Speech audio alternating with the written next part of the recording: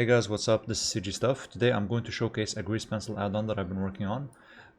Basically, obviously you guys know that this is a 3D animation centric channel, and I'm not per se a person who works with the grease pencil, but I'm realizing that the more I work with 3D animation, the more I realize that there's a lack of grease pencil centric add-ons.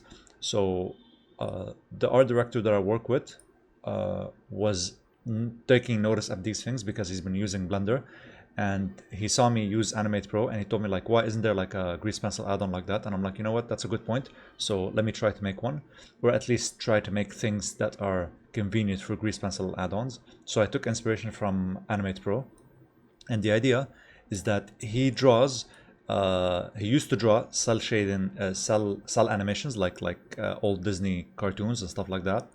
And the idea behind this is that he wants to have these features but in Blender because he likes grease pencil so much. So he gave me this project to showcase, and the idea is like a long animation, like a water animation like that. Like I'm just going to scrub through it. And the whole point is basically in Animate Pro, I have the ability to move keyframes, to do stuff like that. In grease pencil, since animation data is different than F-curves, I cannot do that. So I had to do some different creative problem solving. Anywho, so right now what this add-on does is like something as simple as I can like move keyframes, I can like choose how many keyframes I want to move, stuff like that. Let me just like go back. Also I can like do stuff like if you guys know what light table is, if I want to compare this to another frame, I can like pick something, like I'm picking this frame, and if I go back and enable light table, it will show only that frame and I can draw over it. So there's that. I can also use something called flip-flop. So if I were to also go on this frame again and pick this frame using this basically feature called flip-flop, let's say I want to like continue drawing here and compare, so I can like start flipping between this frame and the new frame that I'm drawing on, etc. What else? Keyframe spacing, which is, again, it's here. A lot of things that hopefully will soon be here, things that make sense. I'm not going to showcase all of these things, but again, as for my animation library, I'm going to open source this, and once it's polished, a lot of people were talking to me that use grease pencil in real life, and one of the things that they get confused by is the onion skinning, and I just made this simpler. You just click onion skin and pick the color, etc., and then while you scrub, just like the onion skin appears, you enable the opacity, you just fix it. There's a few bugs that I need to iron out, but the idea is it's just simpler.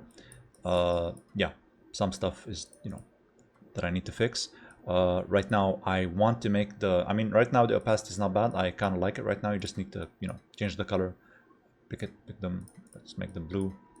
Yeah, all of this is from that one panel, and I like it. But basically the whole things that make your life easier, especially for cell animators. Imagine like switching the paper in real life. If you're a cell animator, you would want to this would be very valuable for you to just pick something, make it light table, and just like go to another frame.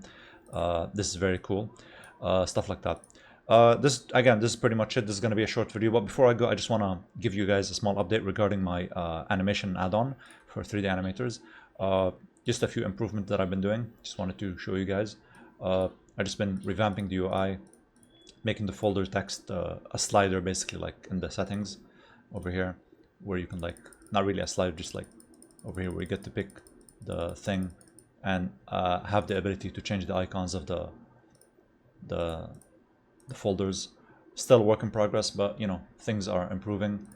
I've made the text icon, the animation cards look better, look more minimalistic, and there's like hovering stuff right now. You can see that there's a progress bar when you hover over the animation. Same for here, like right now I made the design minimalistic, and you can do this. And again, the full tutorial will be coming soon with all the improvements and all the things once I'm happy with the end goal, and once I design the UI to I guess pleasing to the eyes, is what I'm trying to say, because one of the things that I want is UI UX experience. I guess I want the user to be really happy with this. But yeah, that's pretty much it. See you guys.